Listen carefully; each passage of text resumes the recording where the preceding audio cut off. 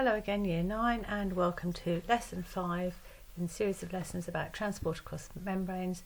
This lesson is all about osmosis in plants.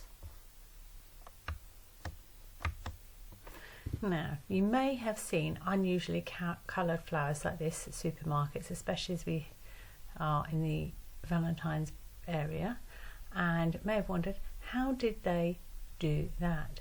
By the end of this lesson, you will be able to explain the process by which this occurs. I will also give you information to help you have a go at home so you can see for yourself.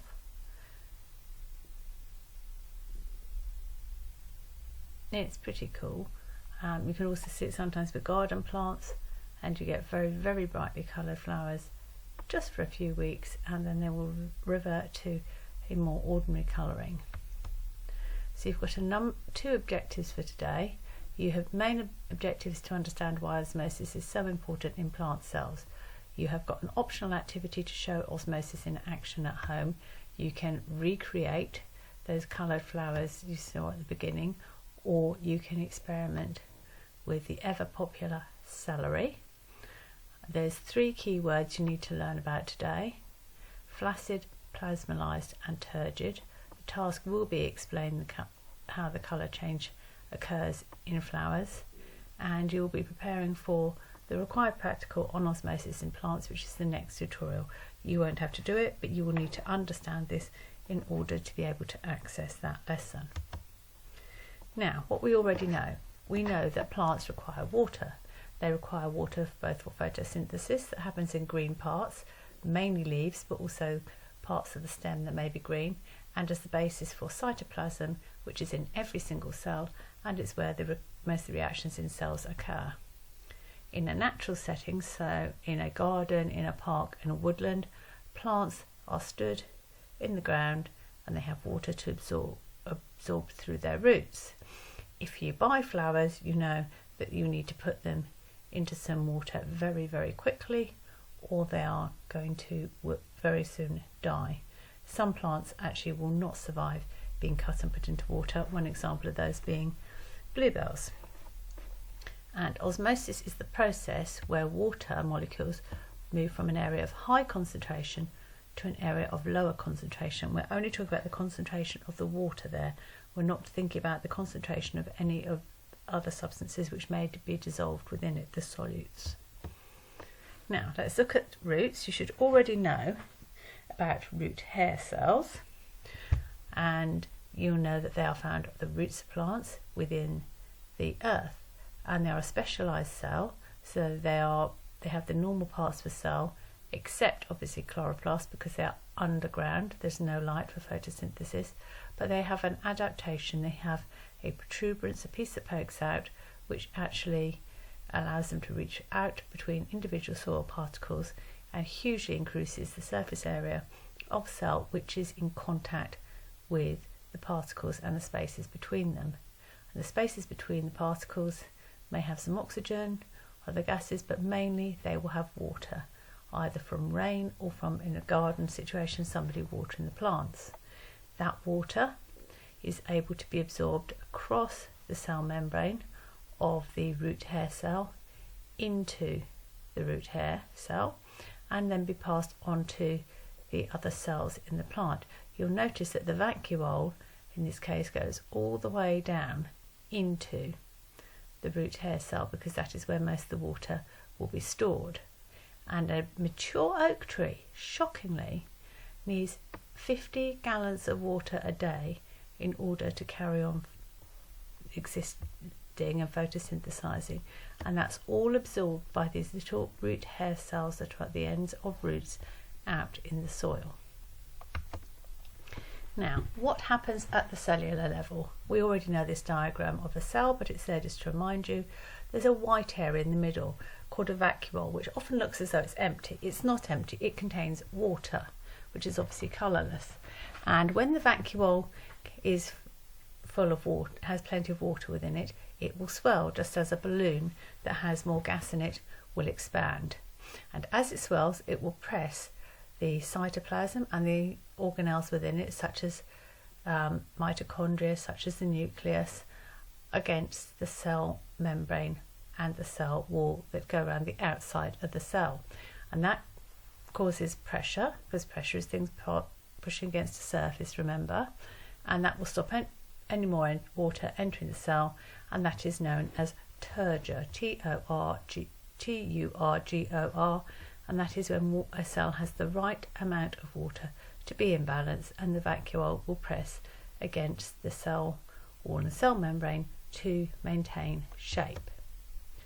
Now, as a plant, this is really, really important, because plants do not have skeletons like many larger animals such as mammals. You think of something like the size of an oak tree, a lack of a skeleton to hold something that tall in place is quite a big problem. But by having these cells that are in a state of turgor, where the vacuole is full of water and pressing against the cell wall, that means that the cells individually are hard and rigid, and that means as a whole the stems, or in the case of a tree, the trunk and the leaves, are also rigid and firm. This also means for the leaves that they stay in the right shape and the right direction to be pointing towards the sun, and this is essential for the plant to function normally. And this is how plants get around the fact that they don't have a skeleton.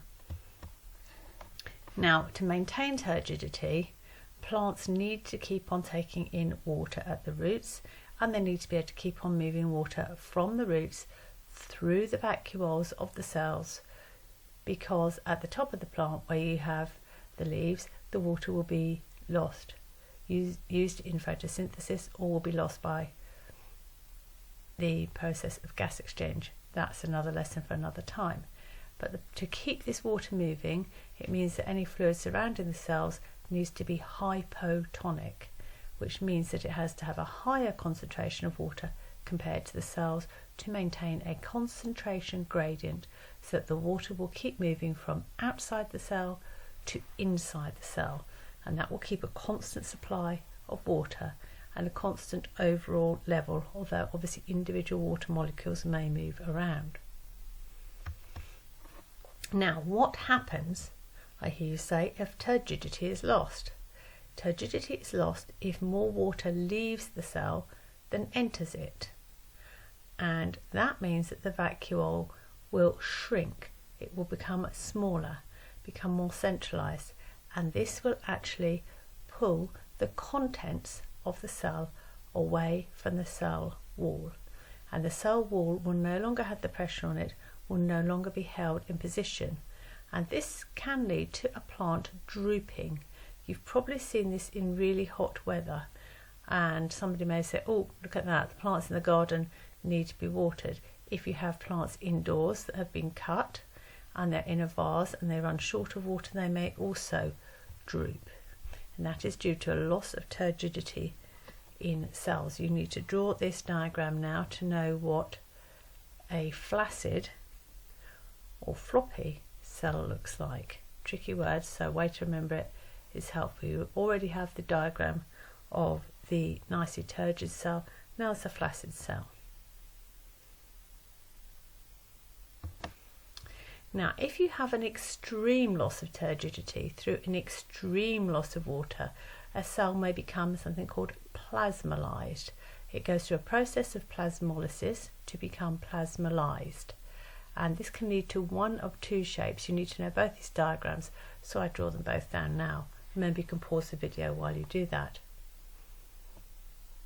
So in one scenario, the vacuole shrinks and it pulls all the rest of the contents of the cell around it, also in a sphere-like shape. In the other scenario, the vacuole shrinks, but some of these cell contents are attached to the cell wall, so you have a slightly more star-shaped change within the cell. And the problem with this is the cell membrane is now not in contact with the cell wall. And remember, the cell membrane is where the replacement water can come in through it. That means that this cell is shortly going to die, because although it needs more water, it won't be able to take it in. This is usually only seen in a laboratory. It is not seen in plants living in natural situations. Plants regulate the loss of water and the take-up of water to avoid this, because they don't want individual cells to die, because if they do, their plant as a whole will die. Now you have a worksheet to complete that is on Padlet, and there are also some details of some easy investigations to do at home to demonstrate osmosis. Thank you very much for your time. Well done.